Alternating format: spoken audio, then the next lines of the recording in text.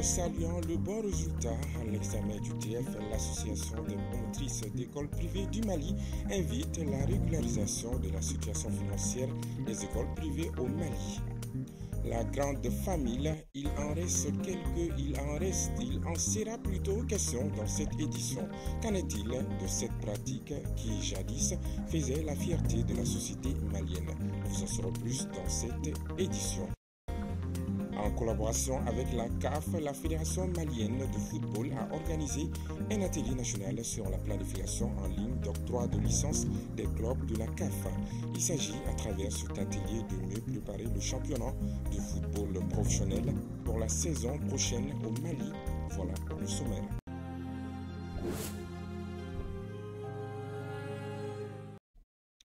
Bienvenue à tous aux informations. Les résultats du diplôme d'études fondamentales DF session de juin 2024 ont été publiés hier vendredi. Comparativement à 2023 où le taux des admis était de 30,32%, ce taux d'admission a connu une hausse remarquable cette année, soit 44,46%. Un progrès salué par des parents d'élèves et l'association des promotrices d'écoles privées du Mali. Et pour maintenir cette bonne dynamique, l'association des promotrices d'écoles privées du Mali recommande à l'État la régularisation de la situation financière des écoles privées au Mali. Suivons ensemble ces quelques témoignages au micro de notre reporter Bakary M. Sidibé. Cette année, le résultat a été très positif par rapport à l'an passé, parce que l'an passé, nous étions à 30,32%. Cette année, nous sommes venus à 44,46%, soit une augmentation de 14%. Donc vraiment, c'est une fierté pour les parents d'élèves. Nous sommes très contents, mais moi, ma salutation vient d'avoir au ministère de l'enseignement, plus précisément au ministre, et puis les enseignants, les promoteurs et puis les parents d'élèves aussi. Alors vraiment, nous sommes très contents. Les élèves ont compris que seul le travail paye. La tricherie à l'école ne sert à rien. Ils ont compris et ils sont allés dans ce sens-là. Parce que si on corrige les feuilles, on fait des ratures sur les feuilles, en faisant des réclamations, ça sera un peu difficile de revenir là-dessus. Donc l'élève sera pénalisé et il n'y aura pas de recours nécessaire. Il n'y aura même pas de recours. Donc il faut que les correcteurs fassent attention pour que les ratures soient moins. Nous sommes très heureux. Parce qu'il y a eu une évolution. L'année passée, c'était 30%. Cette année, c'est 44%. Et l'année prochaine, ce sera 90%, Inch'Allah. Nous allons nous améliorer.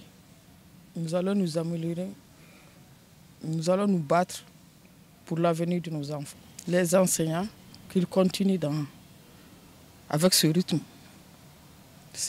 Il y aura une issue, Inch'Allah.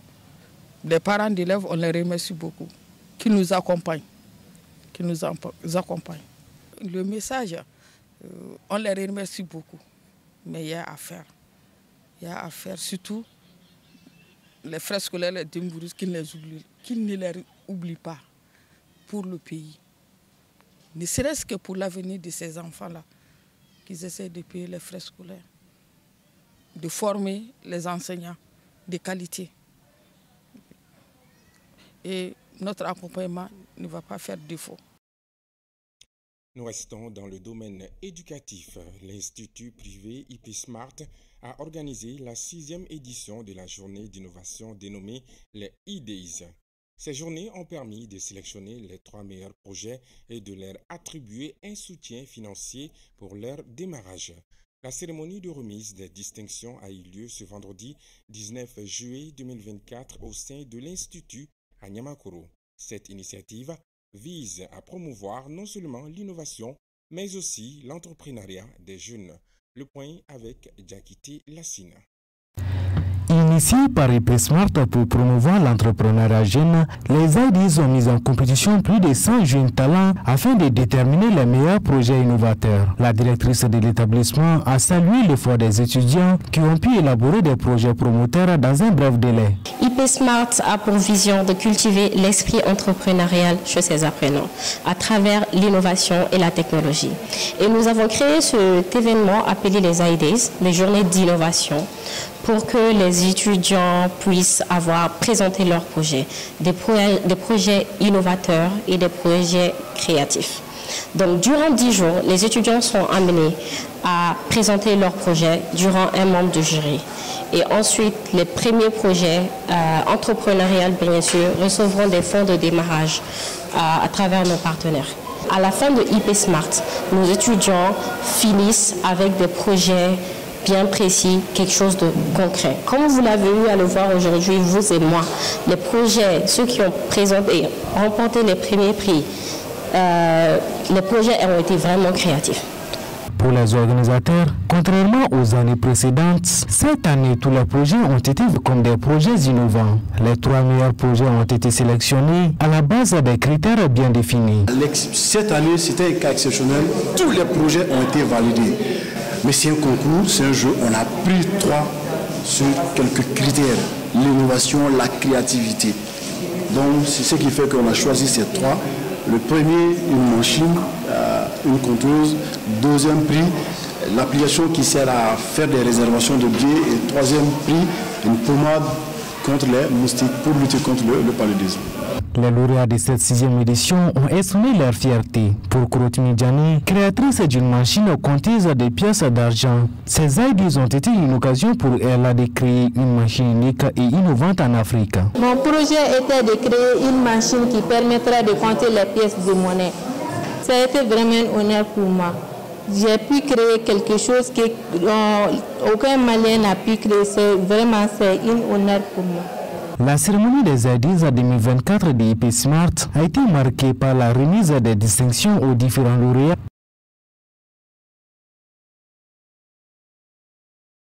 Religion, la jeunesse Limama de Banakabougou en commune 6 du district de Bamako a organisé ce samedi une journée de salubrité au grand marché de Banakabougou et ses environs.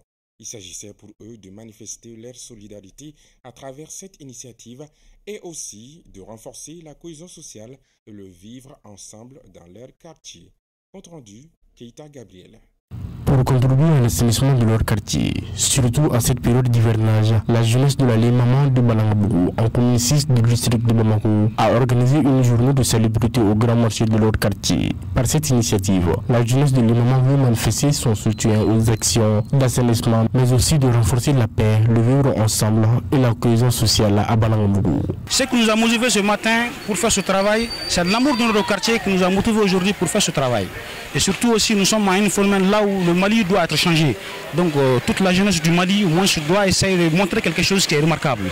Raison pour laquelle cette jeunesse-là a voulu au moins prendre cette première activité au sein du grand marché pour salubriter l'endroit et que tout le monde puisse avoir la santé et éviter les maladies. Le marché de Banakabougou appartient à tous les membres de Banakabougou. Raison pour laquelle on a choisi de venir ici au marché de Banakabougou pour faire la salubrité. Ça concerne tout le monde. Le président de la commission du grand marché de Banakabougou ainsi que le maire délégué de Faladje Banakabougou ont apprécié cette initiative qui, selon eux, va sans nul doute contribuer à appuyer la mairie dans ses efforts. Sans la propriété, rien ne va. Surtout le marché vraiment qui est un lieu dans lequel les gens viennent faire les achats partout. Donc vraiment, nous invitons la jeunesse partout vraiment de prendre ce genre d'initiative.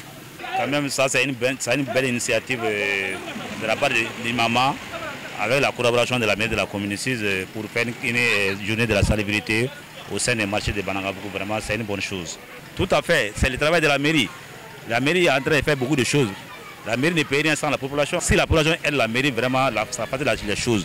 La jeunesse de l'Imama de Banakabougou, en commune 6 du district de Bamako, compte mener plusieurs activités allant dans le sens du développement de leur quartier en particulier et les autres quartiers de la commune 6 en général.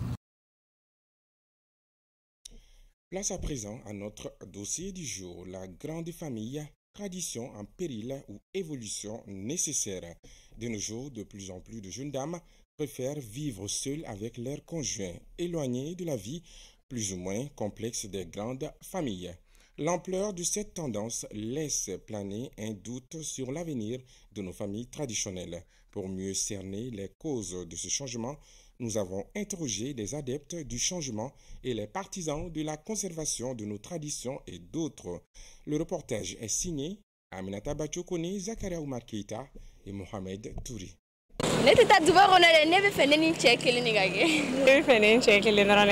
Ces jeunes filles sont représentatives de la très large majorité. Unanimes, elles ne veulent pas vivre dans la grande famille avec les beaux-parents, les belles-sœurs, les grands-pères et elles nous expliquent pourquoi. N'a fɔra I ka gata mɔgɔ caman de bɛ du kɔnɔna na ni dumuni ma diya kuma ka ca duba kɔnɔ ko kuma ka ca trop mais ni I ni cɛ kelen de don dɔrɔn o ka di. Kansinamusow bɛ yen nɔ a ko a kuma tɛ ban wa cɛ dɔgɔninw bɛ yen a kɔrɔmusow bɛ yen nɔ n'i yɛrɛ b'i ka furu fɛ dɔrɔn I kelen ni cɛ kelen o de ka ɲi nɔ. Aussi, Sori Ibrahim Diallo et ses femmes, mariées depuis plusieurs années, ont choisi de vivre séparées de la famille de Sori. J'ai opté pour la petite famille. Pour beaucoup de raisons.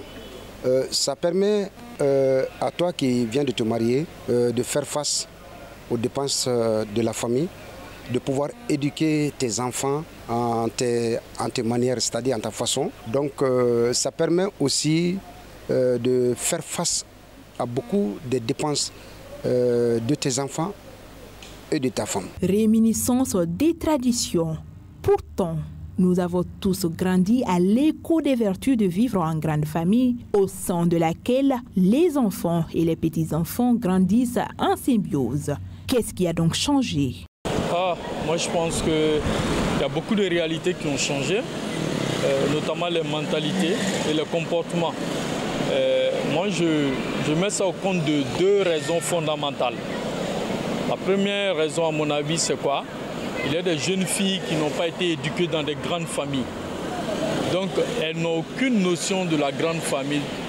Comment gérer les interactions sociales dans une grande famille? Comment gérer une belle-mère? Comment gérer des belles-sœurs? Elles les ignorent. Donc, il y a une peur bleue qui est là dans leur tête. Elles se disent, ah, si je m'engage dans un mariage comme ça, est-ce que ça va fonctionner?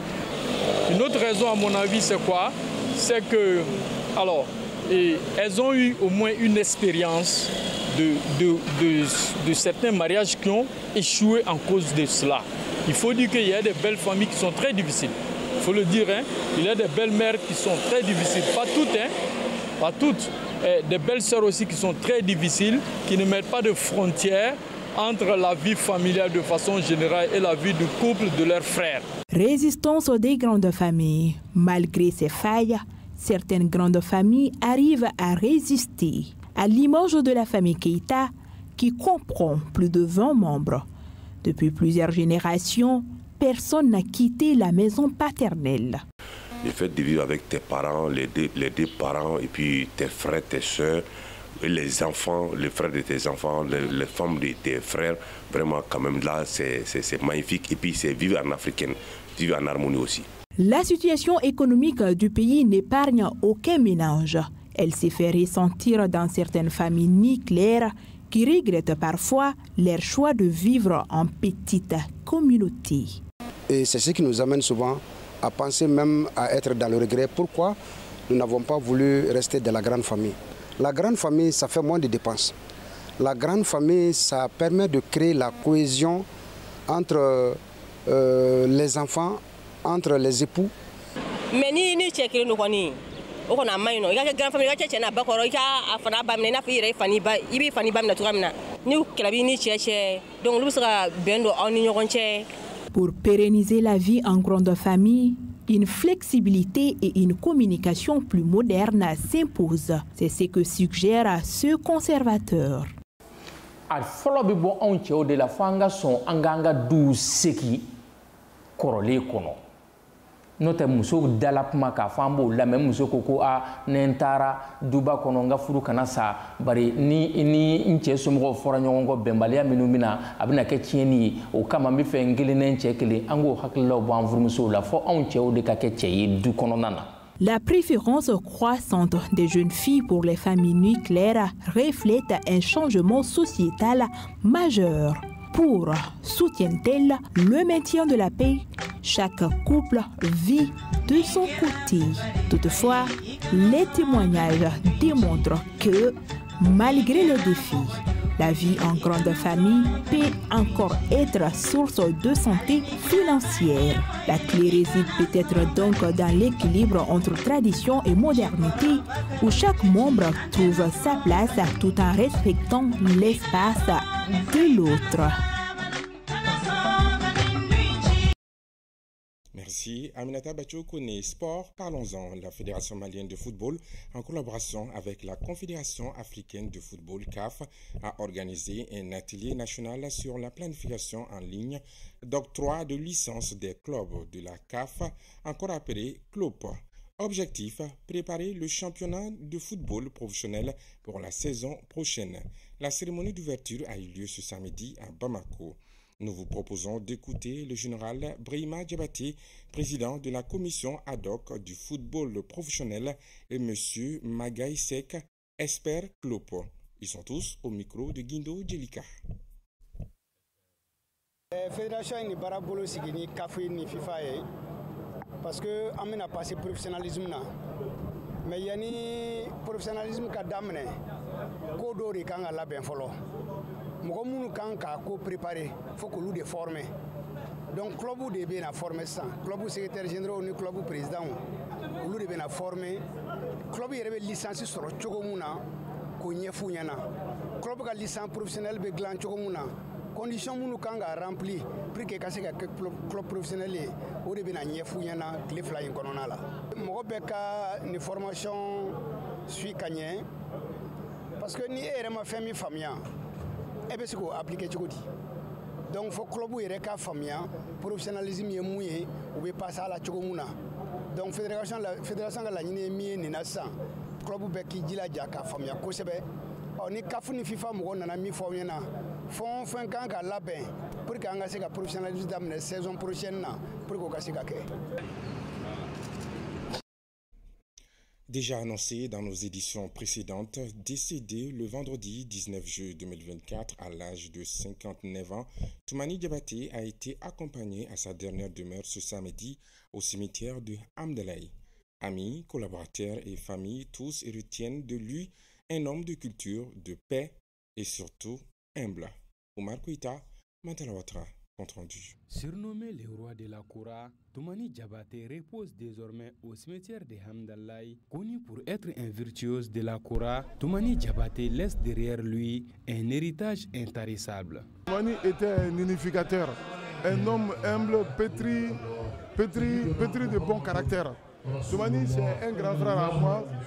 D'abord, c'est lui le plus âgé. Il est le fils de l'ami de mon père et il est le mari de ma cousine. Donc on a tissé beaucoup de liens entre nous. Vu ces relations, il m'a toujours conseillé, il m'a vraiment guidé dans ma vie. En perdant ce grand homme, ce n'est pas la famille des griots ni le Mali, mais l'ensemble du monde de la culture et de la musique vient de perdre un grand homme. Il était humble, il était pieux. Professionnellement, il est bien dans son métier. Il aime son pays, il aime sa famille. Et vraiment, il n'a jamais laissé perdre sa dignité. Pas à cause de l'argent. Il avait trop pitié, trop sentimental. Et puis surtout, il tenait à la nouvelle génération. Vraiment. C'est cette Toumani que l'humanité doit garder en mémoire. C'est cette Toumani qui doit survivre à l'homme que nous connaissons. Et moi, je dirais encore une fois, c'est le Mali, tout le Mandé, l'Afrique et le monde de la culture qui s'est trouvé endeuillé par cette perte.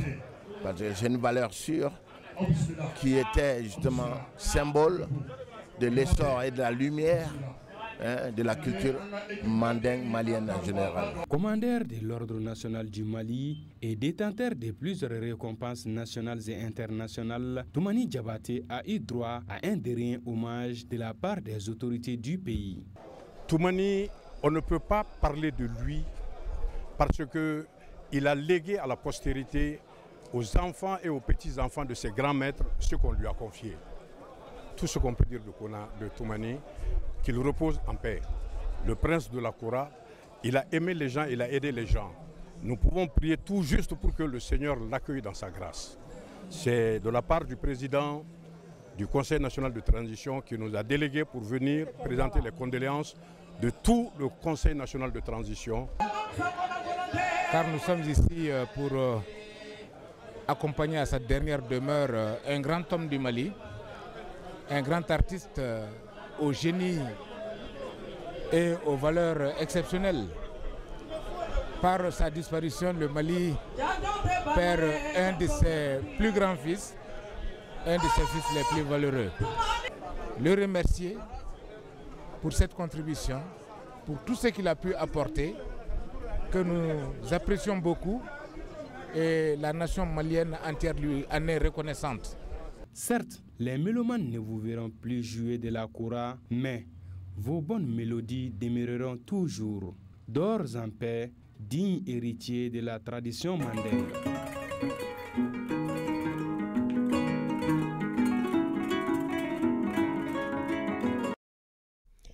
Les morts ne sont pas morts, ils sont dans l'eau qui coule, ils sont dans l'eau qui dort, ils sont dans les cases, ils sont dans la foule, ils sont dans les forêts.